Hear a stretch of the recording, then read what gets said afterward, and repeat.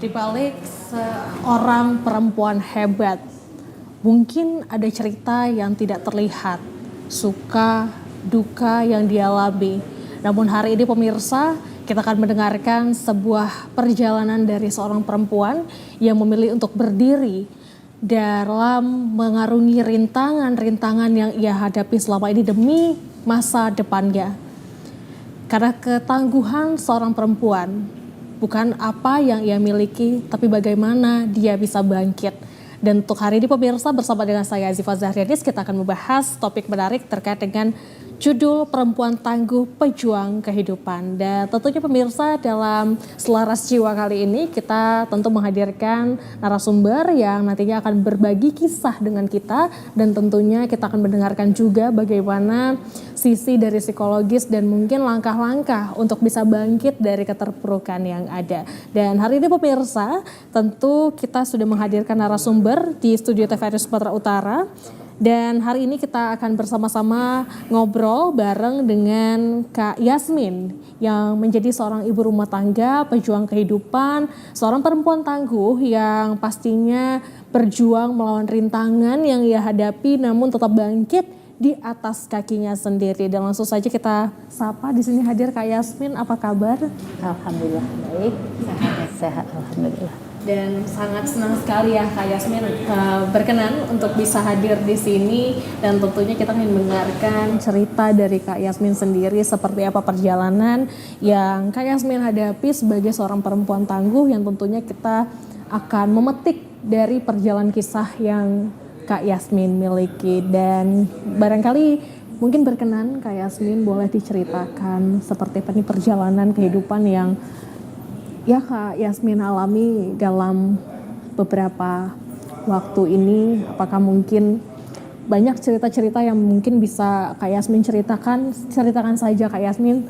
Yang penting Kak Yasmin bisa kita bantu untuk lebih tenang dan pastinya lebih semangat lagi untuk mengarungi kehidupan. Silakan Kak Yasmin. Terima kasih atas kesempatan, dan mungkin ini mudah-mudahan menginspirasi tapi bukan menggurui. Dan bukan lagi ingin berdakwah dengan apa yang agama saya anut juga, tapi ini apa yang saya rasakan, apa yang saya jalani, bisa menginspirasi wanita-wanita di luar sana bahwasanya kehidupan ini adalah misteri gitu, yang tadinya kita punya rencana satu persatu, dan mungkin itu mudah-mudahan bisa terrealisasi di dalam kehidupan kita sebaik mungkin. Saya sebagai seorang anak yang mempunyai orang tua berusaha untuk menjadi anak yang baik, menjadi anak yang patuh gitu. Bahkan saya anak yang tidak membebani orang tua dalam hal apapun itu gitu. Nah, selang berapa waktu saya jalani pendidikan demi pendidikan yang tidak membuat orang tua saya jadi menangis bahkan tersenyum gitu. Jadi perjalanan itu di titik yang memang saya alami itu alhamdulillah membuat hati saya senang. Sampai pada usia saya di usia 27 tahun, mungkin semua orang tua pasti akan menginginkan anaknya untuk melanjutkan ke jenjang kehidupan yang berikutnya. Ya, dengan kata lain menikah gitu. Saya pribadi juga menyaring siapa ya, semua orang pasti begitu, semua wanita pasti begitu. Siapa ya pendamping hidup saya yang tepat supaya saya tetap bisa berbakti kepada orang tua saya gitu. Meskipun saya nantinya sudah berkeluarga yang baru. Jadi selang berapa lama, singkat cerita adalah jodoh saya ya, yang saya mau ya di kota ini juga gitu, terutama di kota Medan Sumatera. Berhubung saya adalah anak tunggal, yang tadinya yang datang ke saya itu banyak anak orang-orang luar kota, dan bahkan saya akan dibawa ke luar kota. Rasanya saya itu berat sekali meninggalkan orang tua saya gitu. Nah, di saat itu 2 tahun berselang menikah, sakitlah ayah saya. Nah, kemudian sebagai anak, yaitu tadi izin suami, kemudian berusaha untuk merawat orang tua juga gitu. Dengan di titik akhir dengan ajalnya meninggallah ayah saya tersebut. Selang 2 tahun kemudian ibu saya, yang tadinya saya ingin memberikan anak cucu, namun juga belum terkabul ya. Saya merawat ibu saya 1,5 tahun dengan mengidap kanker saat itu, dan meninggallah beliau. Rasanya meninggal ibu seperti patah saya satu demi satu orang yang tadinya saya ingin tetap berbakti, tapi mereka dengan waktu ya itu merupakan titipan, orang tua merupakan titipan. Nah, harapan saya adalah kepada suami saat itu. Dan kami kebetulan belum punya anak, 4,5 tahun saya baru dikasih anak setelah ibu saya meninggal. Setelah 3 bulan berselang ibu saya meninggal, tanpa ada promil. Bahkan saya dengan kegiatan saya rasanya itu tidak mungkin saya memiliki anak gitu. Tapi Allah kasih titipan. Nah, selang berapa lama di 8 bulan kehamilan saya dan belum pada waktunya melahirkan, saya ternyata diamanahkan anak itu harus lahir ke dunia dengan posisi prematur, dan ya dengan perawatan rumah sakit sebulan di inkubator dengan titik anak tersebut, bayi tersebut jantungnya berhenti selama setengah jam, ada 2 kali ya, kalau dengan diagnosanya mengarah kepada arah jantung gitu. Nah, besarlah anak tersebut dan hiduplah anak tersebut bersama kami berdua. Nah, kemudian selang 2 tahun saya lihat perkembangannya kok begitu lain ya gitu. Kok begitu lain, anak itu tidak seperti anak-anak yang lainnya gitu. Sehingga saya coba untuk, ya kalau sekarang kita kan dekat dengan HP ya, handphone gawai, jadi saya coba googling, kayaknya ada di salah satunya ini. Kemudian coba kami bawa ke salah satu rumah sakit di Kota Medan, di tumbuh kembang anak, ternyata dia terdiagnosa autis gitu. Dan harapan orang tua pasti semuanya pingin sembuh dan berusaha untuk anak tersebut dengan metode terapi lah yang kami buat. Nah, menginjak 5 tahun ayahnya atau suami saya meninggal dunia. Itu yang tadi itu harapan saya satu-satunya sebagai partner hidup saya, tempat saya bercerita, tempat saya mengadu apapun, ya tempat segala-galanya tempat kalau kita namanya sebagai tulang rusuk kita begitu ya. Yang akhirnya itu menjadi titik lemah saya, bukan karena kehilangan suaminya, tapi karena itu tadi satu demi satu orang-orang terdekat saya itu pada dipanggil yang ilahi. Nah, kita Muslim ada yang namanya Al-Quran, katanya petunjuk gitu, katanya petunjuk. Saya coba baca gitu, saya coba baca dan kemudian ada beberapa petunjuk yang membuat saya untuk bangkit lagi. Namun di kala tertentu, karena kita mempunyai anak yang autis dengan perilaku yang tidak kadang-kadang hal yang kita inginkan seperti anak yang lainnya gitu, memecahkan, bahkan saya secara finansial mengganti apa yang dipecahkan, apa yang dirusak oleh anak saya sama orang gitu. Itu menjadi beban moral saya dan beban psikologi saya. Kok begini ya? Sampai saya pernah di titik ada alkohol di situ. Ya mungkin itu gangguan yang akhirnya saya di titik lemah saat itu ya. Saya sempat memegang alkohol itu dan ada rasa mau meminum saat itu. Tapi waktu itu ada azan, ada suara anak yang manggil saya mama saat itu, Ma. Nah, akhirnya saya buang alkohol itu. Nah, saya coba ambil wudhu, saya coba untuk ibadah. Akhirnya seperti badan saya itu dicas lagi seperti HP dicas. Nah, dengan perjalanan hidup saya berdua dengan anak, ya dari waktu ke waktu, ya namanya kita punya anak autis, dan saya harus menjadi ibu tunggal, mengasuh anak dan bahkan menjadi tulang punggung, ya, menafkahi anak. Satu anak saya dengan posisi seperti itu, saya bingung. Bagaimana ini? Berceritalah saya dengan teman-teman yang menjadi support system saya, gitu. Dan mungkin mereka ada empati, saya coba untuk bangkit lagi. Terkadang saya terpuruk lagi dengan keadaan, ya, karena semuanya harus saya pikirkan sendiri, seperti itu. Seharusnya kita punya partner yang bisa kita berbagi cerita, bisa dalam pola asuh yang sama. Ini saya sendiri, semua saya sendiri, gitu. Jadi dalam perjalanan saya itu terkadang saya bangkit, terkadang saya jatuh, terkadang saya bangkit, terkadang saya jatuh. Sudah hampir anak saya sekarang 8 tahun. Nah, dengan perjalanan itu saya coba untuk mencari gimana ya supaya saya survive dengan kehidupan ini, dengan kesulitan ini. Saat anak saya itu di sekolah, saya coba untuk peluang berwirausaha, gitu. Ibu-ibu sedang menunggu anaknya, gitu. Jadi saya berpikir daripada saya ngobrol yang tidak bermanfaat, saya rasa tidak bermanfaat, gitu ya. Saya coba buat sesuatu yang saya bisa, gitu, seperti kudapan.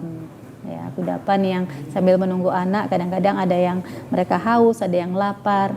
Nah, alhamdulillah itu Allah datangkan rezeki dari situ. Ya. Dengan seiring waktu tetap ada kadang-kadang beban mental saya juga dipertaruhkan, beban psikologi saya dipertaruhkan, gitu. Ketika tangan ini hampir memukul anak tersebut, oh anak ini tidak ada ayahnya, gitu. Sempat dia padahal tidak membela saya, karena saya sudah tidak mampu lagi memecahkan lampu taman, memecahkan barang orang, gitu. Bagaimana saya ini ya, anak saya begini terus, tidak lain. Saya lebih kepada tauhid saya, takwa saya kepada agama yang saya anut, agama Islam. Ya, saya coba untuk banyak mengadu kepada Allah dengan kata lain seperti itu. Nah, dengan seiring waktu Allah datangkan orang-orang baik. Jadi kalau sudah malam hari itu ya udah anak tidur, saya coba untuk bentang sajadah, saya coba seperti curhat. Jadi antara saya dengan Allah sekarang, gitu. Dengan posisi dengan posisi saya di Kota Medan ini tidak ada keluarga, ya, saya sebatang kara, berdua hidup dengan anak, gitu. Dan bila saya akan ke keluarga, pasti saya akan membebani mereka dengan kehadiran kami, ya, dengan masih diberi nafas, masih diberi kekuatan, saya coba untuk menjaga marwah diri saya. Di satu sisi gelar saya sudah, mohon maaf, janda, ya, gitu. Mungkin banyak fitnah yang terjadi, banyak cibiran yang terjadi kepada saya, tapi saya sebaik mungkin untuk berbuat yang baik, untuk berperilaku yang baik. Jadi apapun yang saya terima di luar sana yang tidak saya kerjakan, mereka ungkapkan, ya, saya anggap itu adalah ladang amal. Oh, saya belajar bagaimana keikhlasan. Oh, bagaimana dengan kesabaran. Jadi anak ini pun merupakan rahmat dan anugerah yang mengajarkan saya bagaimana untuk lebih dari kesabaran. Bahkan di kitab yang saya anut lebih banyak kata sabar yang tertulis di situ. Kira-kira begitu. Baik, tentunya dengan apa yang terjadi pastinya membentuk seorang Yasmin yang pastinya tangguh, pastinya kuat, karena tidak mungkin Tuhan memberikan kita cobaan kalau kita tidak mampu untuk melewatinya. Tapi Kak Yasmin, tadi saya mendengar banyak sekali, mulai dari tadi orang tua yang berpulang sampai dengan suami, bahkan akhirnya dikaruniai anak yang tadi sudah lama menunggu juga ya, 4 tahun, namun mohon maaf dengan kondisi ABK seperti itu. Baik, nah Kak Yasmin sendiri adalah anak tunggal di keluarga ya. Jadi selama ini kalau ada apa-apa bergantung kepada orang tua selama masa hidupnya orang tua. Selagi batas-batas kita sebagai anak ya tergantung orang tua, gitu. Ya, semakin baik kemari ya coba untuk mandiri. Gitu. Apalagi sudah menikah ya. Ya, sudah menikah. Dan apakah waktu di saat titik terendah atau terburuk saat itu sudahlah orang tua, lalu lanjut dengan suami waktu itu yang menjadi bahkan Kak Yasmin sendiri menjadikan itu tumpuan seperti itu. Bagaimana saat itu Kak? Apa yang Kakak rasakan? Pastinya kita sedih ya, pasti sedih sekali, sedih, gelisah, pasti datang pada diri sendiri. Bagaimana saya selanjutnya? Bagaimana kehidupan selanjutnya setelah ini? Apakah saya mampu? Pertanyaan-pertanyaan itu muncul dari saya gitu. Apalagi saya tadinya tidak mau membebani keluarga itu tadi ya. Jangan karena kehadiran saya mereka jadi terganggu ya, antara suami istri. Kita juga mungkin ada keluarga-keluarga yang lain, teman saya tidak mau hadir membebani mereka gitu. Itu tadi. Jadi tumpuan saya itu tadi, dengan agama yang saya anut, saya selalu coba untuk menjadikan pribadi saya, ibadah saya itu lebih dari yang sebelumnya. Nah, kalau sudah saya lakukan itu, pasti ada saja feedback ke saya. Betul. Gitu. Jadi yang tidak bisa kita rasakan, tapi bisa kita diperlihatkan dengan orang-orang baik yang datang ke saya. Salah satunya saya dihadirkan di sini. Semoga menginspirasi. Pastinya kita harapkan demikian. Baik, tadi juga kita mendengar bahwa ada satu momen di mana akhirnya sudah menanti lama, anak yang dinanti ternyata adalah ABK. Lantas gimana nih reaksi pertama kali ketika mendengarkan hal tersebut? Tapi sebelum itu Kak Yasmin, kita juga telah menghadirkan psikolog kita yang nantinya akan memberikan penguatan juga bagaimana untuk bisa kita survive dalam menghadapi perjalanan-perjalanan sebagai perempuan, khususnya perempuan tangguh dalam memperjuangkan kehidupannya. Langsung saja kita akan sambut psikolog kita, Ibu Meli Siti Baliha. Selamat sore. Selamat sore. Selamat sore Ibu. Selamat sore Kakak Zizi. Silakan duduk Ibu.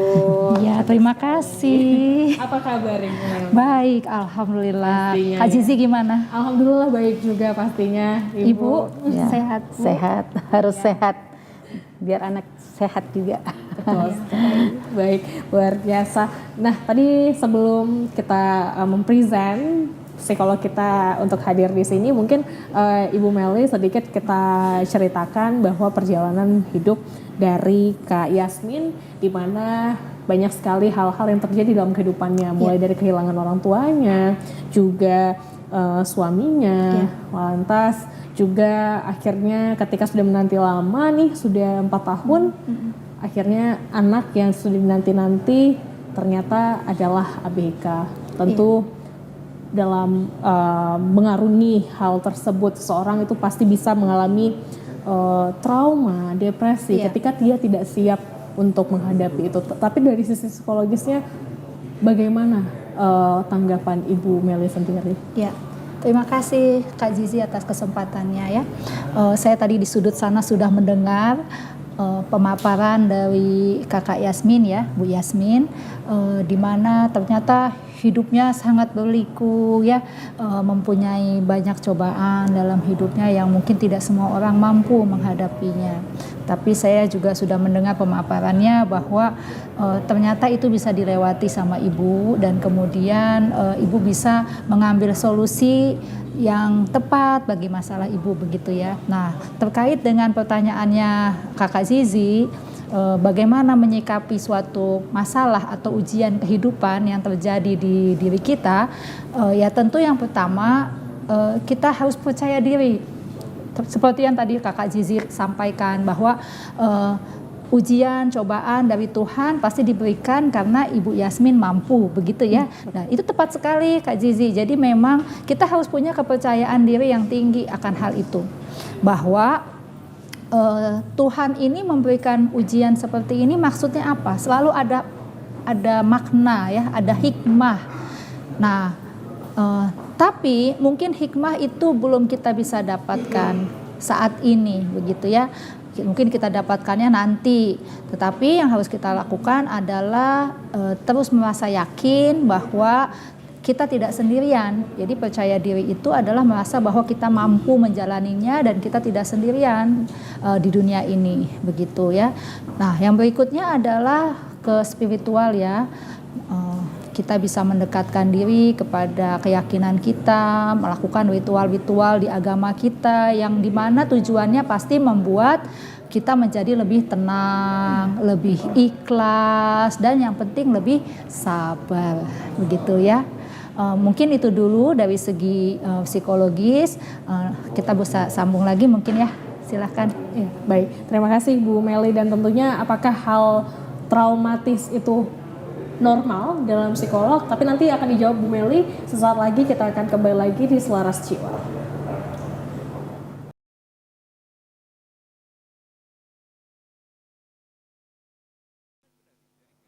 Ya, kita kembali lagi di Selaras Jiwa pemirsa, masih dengan topik yang menarik, yakni perempuan tangguh pejuang kehidupan. Dan tadi kita sudah ngobrol dengan kedua narasumber kita, dan juga tadi sempat kita tanyakan kepada psikolog kita apakah yang memang harus ditanggapi ketika ada pada situasi di mana traumatis, yang dalam hal ini yang dialami oleh narasumber kita yakni Kak Yasmin adalah bagaimana bisa menghealing trauma akibat kehilangan dan juga memiliki anak ABK itu sendiri. Bagaimana nih Bu Meli, tadi kita masih terputus pembahasannya. Baik, selain yang saya sudah sampaikan, yang seyogianya kita lakukan adalah melakukan manajemen stres ya.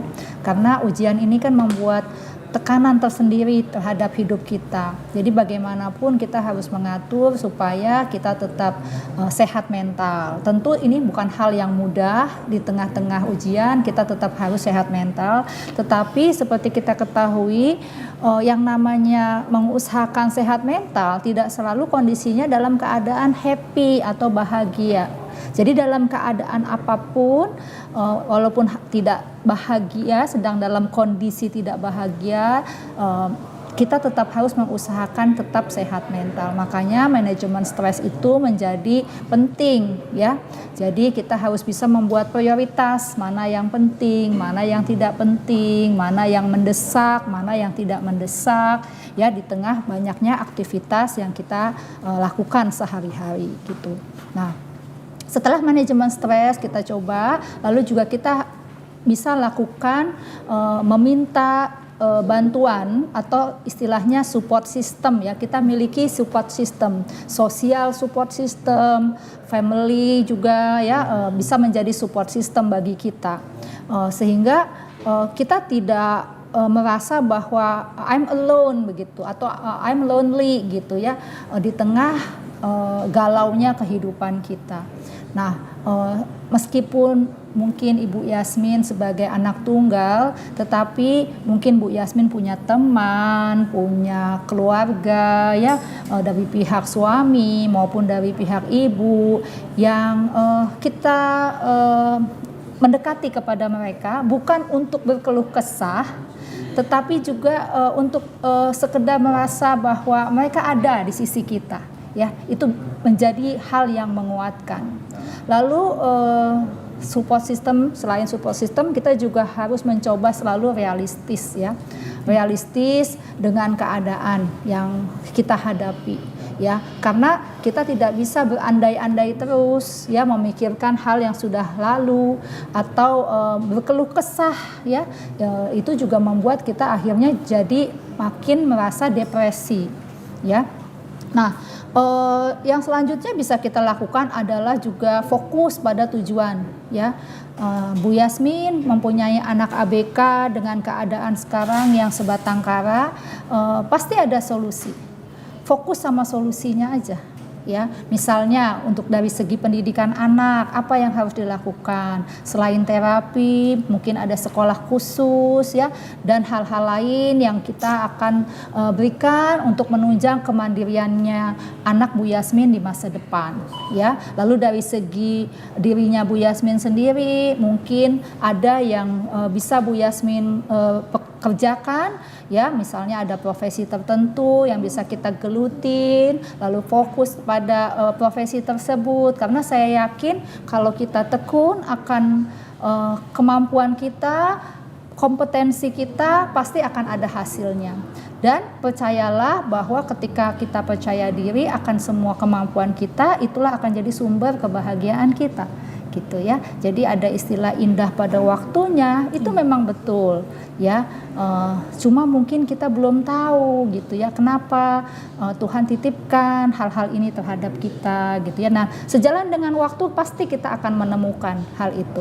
Baik, Ya. kembali lagi kepada acceptance ya Bu ya. Betul, penerimaan ya, kesabaran, keikhlasan. Walaupun di awal mungkin sangat kacau ya pikiran kita, galau begitu ya, itu hal yang wajar. Tapi pada satu titik kita harus mulai bisa menerima ya, dan mengikhlaskan.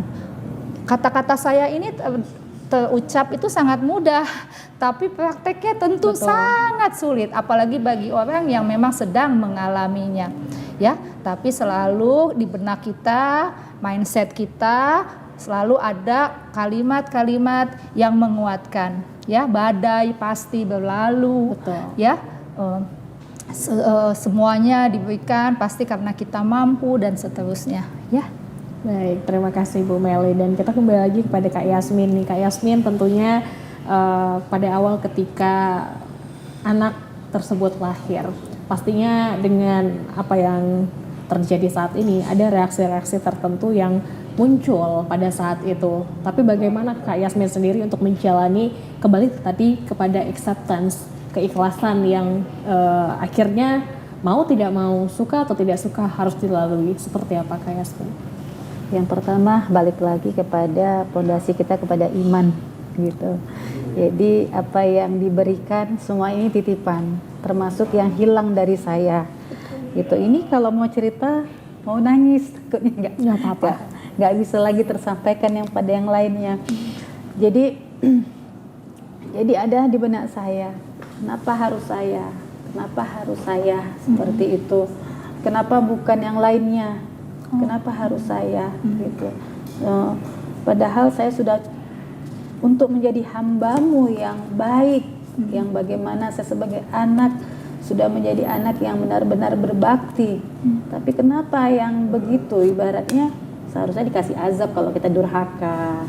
Gitu juga ketika kita punya suami, saya berusaha untuk menjadi istri soleha gitu kan. Memperkecil konflik di dalam rumah tangga gitu ya, berusahalah untuk menjadi yang baik gitu. Kemudian diberi lagi anak, titipan yang kami idam-idamkan, yang kami dengan sujud syukur kami setiap harinya untuk meminta keturunan. Tapi saya dititipkan lagi anak yang memang gak semua orang bisa mampu, tapi saya sendiri nih yang harus menjalaninya gitu. Jadi itu tadi, fondasi tadi, iman itu tadi. Tapi memang beban psikologis itu sampai sekarang itu masih terus terjadi sama saya gitu. Jadi ini kebetulan kita dihadirkan Ibu Psikologi. Saya mau minta banyak nasihat ini untuk Ibu. Saya manusia biasa, walaupun saya bilang fondasi itu iman, kadang dia iman tuh naik turun Bu gitu. Jadi beban psikologis kita itu kadang-kadang mengenai kesehatan mental kita pastinya gitu Bu. Nah, itulah yang saya sambungkan kepada Ibu Psikologi. Baik, tapi sebelum nanti Bu Meli menjelaskan lebih rinci terkait bagaimana untuk bisa survive dan bangkit, kita akan kembali lagi untuk jeda pariwara berikut ini. Tetaplah bersama kami di Selaras Jiwa. Ya.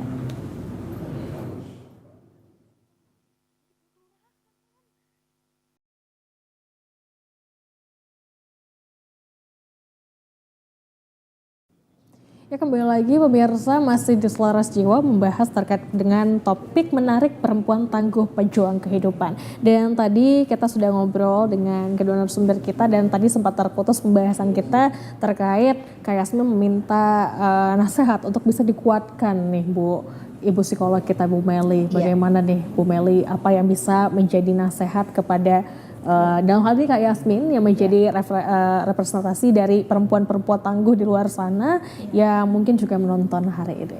Ya, tadi Ibu Yasmin menyampaikan bagaimana supaya tetap bisa sehat mental begitu ya, terkait kesehatan mental karena Ibu Yasmin ada dalam kondisi yang mungkin memang sulit ya. Nah, Pada dasarnya tujuan kita untuk hidup itu pasti mencari kebahagiaan ya Bu ya. Dan secara teori psikologi, orang bahagia itu tidak selalu hidupnya baik-baik saja. Jadi orang bahagia itu juga mengalami fase-fase kehidupan yang tidak bahagia. Cuma apa bedanya orang yang merasa bahagia dengan yang tidak bahagia adalah dia bisa mengambil hikmah dari setiap kejadian yang terjadi di hidupnya. Lalu juga orang yang bahagia secara psikologi itu memiliki banyak emosi positif atau perasaan yang positif lebih banyak dibanding yang negatifnya. Jadi kalau memang di satu masa, di satu fase ibu merasa sedih, ibu merasa depresi, ibu merasa sangat kecewa dengan kehidupan ibu, itu sesuatu hal yang manusiawi dan sangat wajar. Secara psikologis itu pasti terjadi. Dan ketika ibu ingin menangis, ketika ibu ingin rasanya menjerit, ya silahkan, nggak apa-apa, lakukan, karena itu adalah bagian dari mengekspresikan emosi-emosi negatif yang kita miliki, ya. Tetapi porsinya tidak boleh terlalu banyak karena life must go on. Apa fungsinya emosi negatif itu? Itu hanya sekedar pengingat bahwa kita adalah makhluk yang lemah, ya, bahwa kita tidak berkuasa akan kehidupan yang mungkin Tuhan ingin memberikan takdirnya kepada kita. Jadi boleh saja, yang tidak boleh adalah terus-menerus ada di dalam kesedihan, di dalam keterpurukan, itu yang tidak boleh, ya. Jadi kalau sudah mungkin Bu Yasmin bangkit lalu kemudian melakukan tindakan yang sifatnya berkesadaran, ya, di mana hidup kita adalah yang harus kita lakukan untuk saat ini, bukan untuk masa lalu, dan juga tidak terlalu khawatir akan masa depan, gitu ya.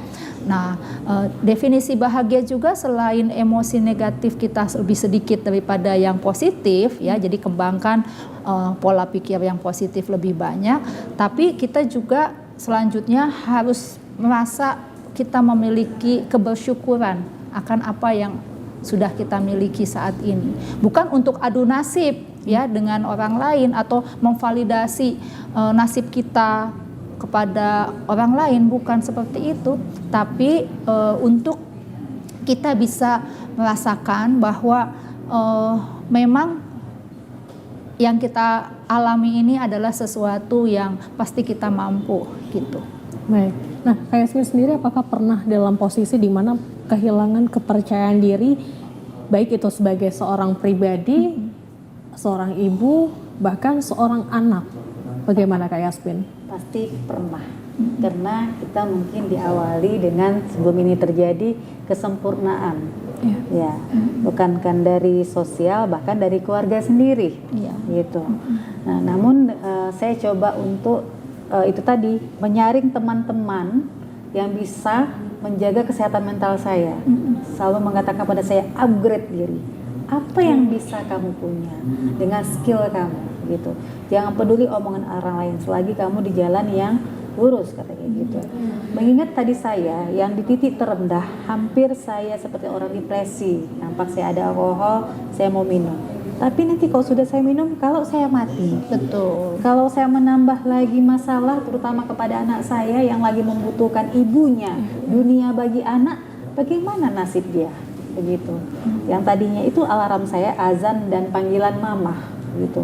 Kalau saya tidak bisa menjadi orang baik untuk orang lain, setidaknya jadi ibu yang baik bagi anak saya, gitu. Jadi ada perasaan waktu itu minder, apalagi saya sudah dapat status single mom, ya, kalau di garis bawahi janda, gitu. Kadang-kadang saya pernah buka usaha, gitu. Jadi orang lain kadang-kadang takut suaminya beli tempat saya, seperti itu. Saya sebenarnya mau menyambung hidup, gitu. Apalagi saya buka usaha itu sampai malam, usaha sembako sampai malam. Nah, ada aja cibiran pada saya. Sementara saya harus menghidupi diri saya dan anak saya. Nah, akhirnya saya coba untuk itu tadi menyaring teman-teman yang mana bisa menjaga kesehatan mental saya. Gitu. Jadi saya mencari jalan tetap dalam jalur yang tidak membuat saya sakit mental. Karena saya harus bahagia, saya harus sehat. Kalau anak saya mau bahagia dan sehat, berarti ibunya harus sehat dan bahagia. Kira-kira begitu. Diawali dengan minder, dengan motivasi dan support system dari orang sekitar, itu yang membentuk saya yang minder tadi jadinya bangkit lagi kembali. Kira-kira begitu. Dan akhirnya Kak Yasmin memilih untuk tetap berdiri di kaki sendiri untuk tetap bangkit. Ya, dengan kata lain, pertama harus berdamai sama diri sendiri. Kayak tadi Mbak Zizi bilang, harus penerimaan yang pertama sekali, menerima takdir gitu. Bahkan kita sebelum lahir itu sudah tertulis duluan. Gitu. Itu tadi menambah kajian-kajian ilmu agama dari para ustadz gitu. Sekarang kan sudah model ada, bisa kita lihat dari media ya. Tanpa harus menghadiri sebuah majelis, kita bisa menambah ilmu-ilmu kita dari media tersebut. Kira-kira begitu, Mbak. Baik, terima kasih Kak Yasmin. Dan kita kembali lagi kepada Ibu Meli. Bu Meli, tentu rasa sakit itu semua orang pasti mengalami. Bahkan mungkin siapapun juga bisa mengalami stres. Tapi bagaimana Bu Meli, apakah kita bisa memvalidasi dan pentingkah kita untuk memvalidasi perasaan rasa sakit yang kita alami atau seperti apa? Iya. Saya rasa cukup penting ya memvalidasi rasa sakit yang kita alami karena itu bagian dari pengenalan diri. Orang yang percaya diri adalah orang yang mengenali kelemahan dan kekuatan dirinya. Jadi bukan hanya kekuatan yang kita harus terima, tapi kelemahan-kelemahan kita pun harus kita terima. Jadi ketika kita menerima bahwa Tuhan, saya tidak sanggup loh Tuhan, maka kita secara alamiah akan mencari pertolongan dari Tuhan maupun dari lingkungan kita. Maka yang Ibu Yasmin lakukan sudah benar, yaitu mencari circle yang positif, circle pertemanan yang positif, lingkungan yang positif, jangan lingkungan yang toksik. Ya, lingkungan yang toksik, yang saling menyalahkan, ya, atau mungkin mandang rendah Bu Yasmin, itu kita jauhi. Jadi kita fokus kepada lingkungan yang memang memberikan efek positif kepada kita. Ya, saya yakin Bu Yasmin saat ini juga sudah menjadi inspirasi buat saya dan juga buat pemirsa di rumah ya. Dan itu sesuatu yang positif sebetulnya, gitu ya. Jadi saya rasa yang dilakukan Bu Yasmin sudah sangat tepat ya, begitu. Baik, dan kembali masih dengan Ibu Meli. Bu Meli, apakah yang bisa kita awareness, sebagai langkah awareness kita ketika mungkin kita sudah di tahap yang kadang-kadang kita tidak bisa mengontrol diri ya Bu, tidak bisa memvalidasi bahwa rasa sakit itu hal yang wajar terjadi. Namun apa yang bisa membuat kita itu bisa berhati-hati untuk tidak terlalu larut dalam trauma dan depresi? Ya, ketika kita mengalami suatu kondisi trauma atau depresi, kita yang pertama tetap harus tahu tentang kapasitas diri kita, ya. Mana yang sepertinya bisa kita atasi sendiri, mana yang harus kita membutuhkan bantuan orang lain. Bantuan orang lain itu bisa keluarga, bisa teman, bisa guru agama, atau yang profesional seperti psikolog atau konselor. Ya, di masyarakat kita banyak ya. Jadi jangan ragu untuk minta bantuan, karena ketika kita tidak berani meminta bantuan, efeknya akan lebih buruk lagi. Baik, terima kasih Bu Meli. Baik, kita kembali lagi ke Yasmin. Kak Yasmin, tentunya tadi banyak sekali hal terjadi, tapi pasti ada alasan untuk bangkit. Apa yang menjadi alasan Kak Yasmin untuk bangkit? Yang pertama, seperti Ibu sampaikan tadi, memang itu ada di diri saya. Hidup itu harus terus berlanjut, gitu. Kemudian memang semasa saya dalam pengasuhan orang tua saya, diajari tentang kemandirian, kemudian diantari tentang ketauhidan, ya. Jadi saya banyak memang dari agama yang saya anut, Islam, ya, yang katanya Al-Quran itu petunjuk, gitu. Jadi perjalanan hidup itu ya akhirnya kita kepada yang kekal nanti. Apa yang kita bawa selama di dunia ini mau kita bawa pulang ke sana. Salah satunya yang saya hadapi selama ini, anak itu merupakan ladang amal sama saya. Betul. Ya, diberi kita hidup kita indah dan hidup kita pahit itu kita pun pasti semua akan berpulang. Ya. Dan dari orang-orang sekitar saya yang sudah dipanggil mendahului saya, gitu. Nah, setinggi apapun titel mereka, mereka akan berpulang dengan apa yang mereka bawa di dunia ini. gitu. Jadi saya coba sebaik mungkin untuk menjadi orang yang bermanfaat bagi orang lain dengan gelar yang saya diterima dari Allah ini ya, ya single mom ya. Saya coba untuk menginspirasi orang sekeliling saya yang tadinya di sekolah anak saya itu mereka itu seperti ada apa ya, kesehatan mentalnya sakit gitu ya. Jadi dengan dari keluarga tidak menerima, kemudian apalagi lingkungan, saya coba untuk mengajak mereka untuk ayo kita. Jadi itu sebenarnya mengafirmasi diri saya sendiri ya.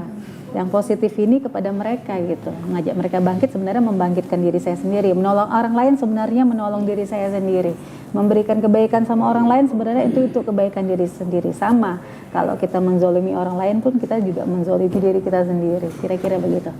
Baik, dan menjadi seorang single mom atau saat ini ibu dari seorang anak ABK, tentu ini tidak mudah ya, apalagi saat ini mungkin masih usia berapa nih untuk umur dari si anaknya?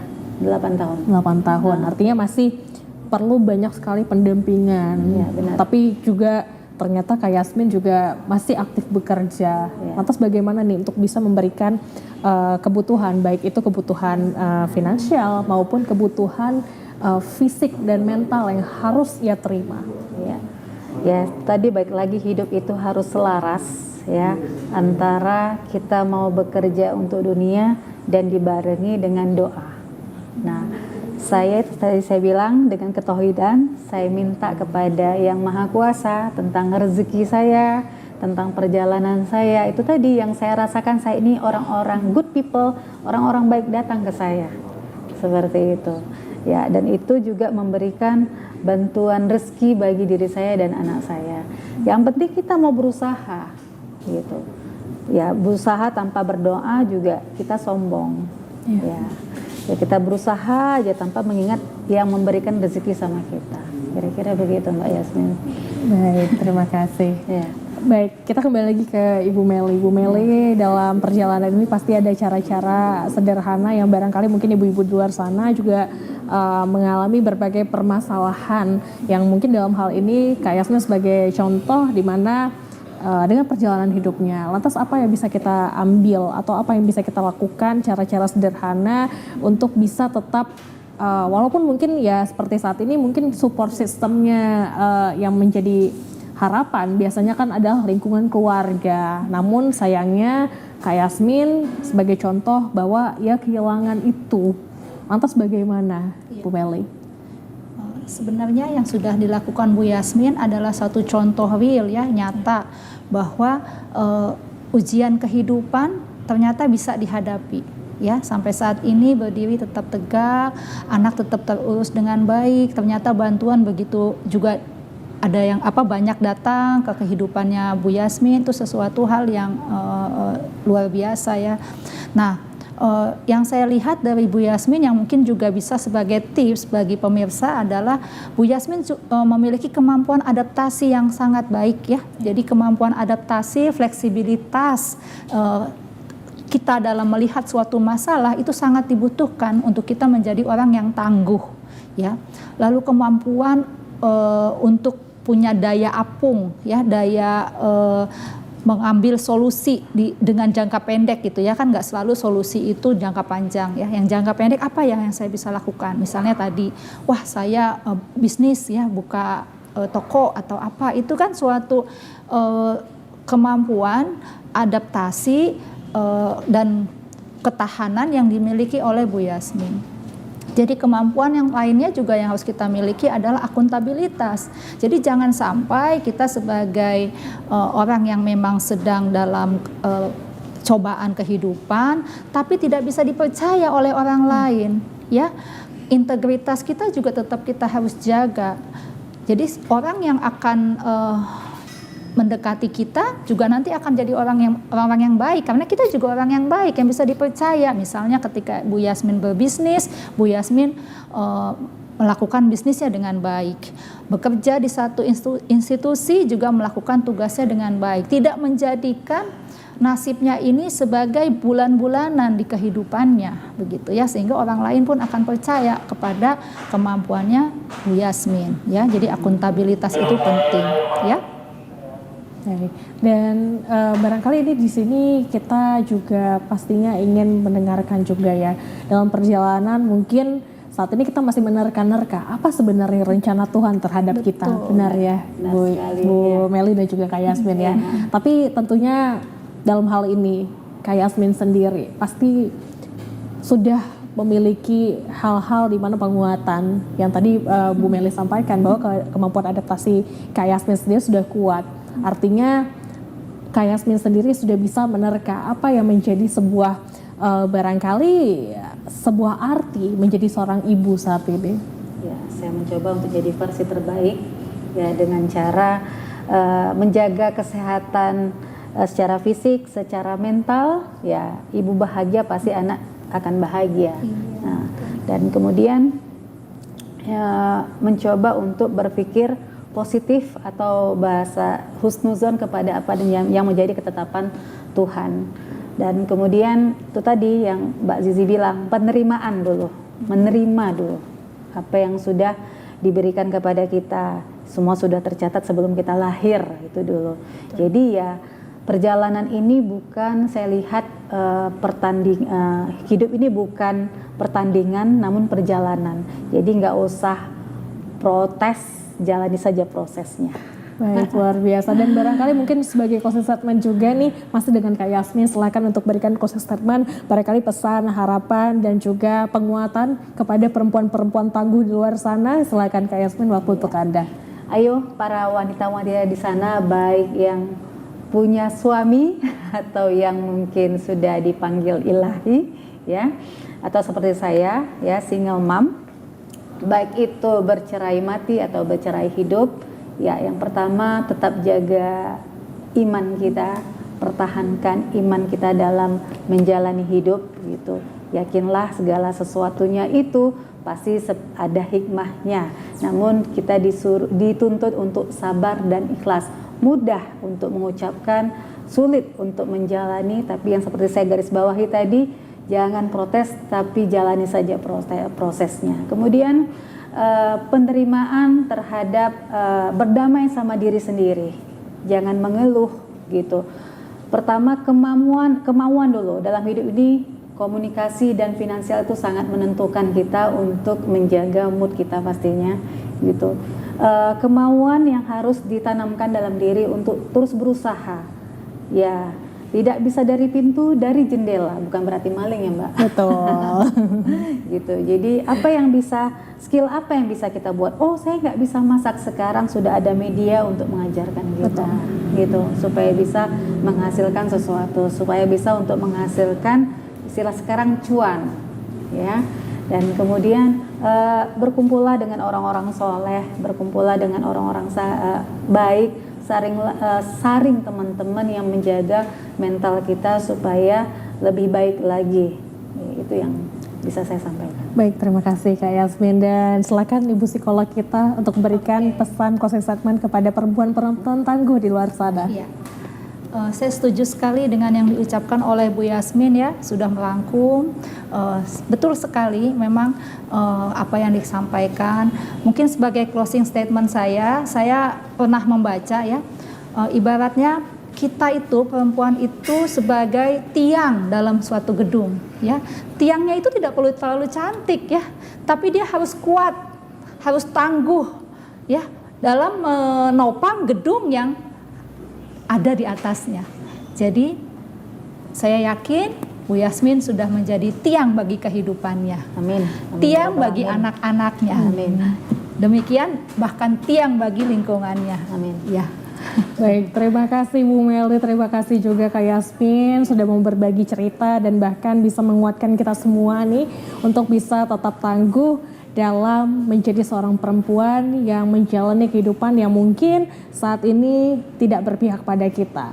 Dan closing statement dari saya, perempuan tangguh adalah bukan berarti tanpa rasa takut atau lelah, tetapi perempuan yang tangguh adalah mereka yang terus melangkah meski dunia tidak berpihak pada kita.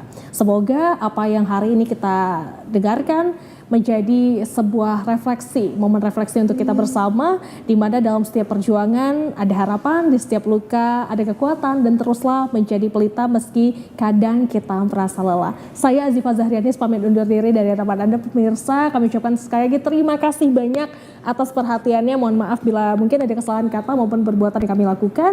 Terima kasih dan sampai jumpa di episode Selaras Jiwa berikutnya. Wassalamualaikum warahmatullahi wabarakatuh. Selamat sore. Terima kasih banyak.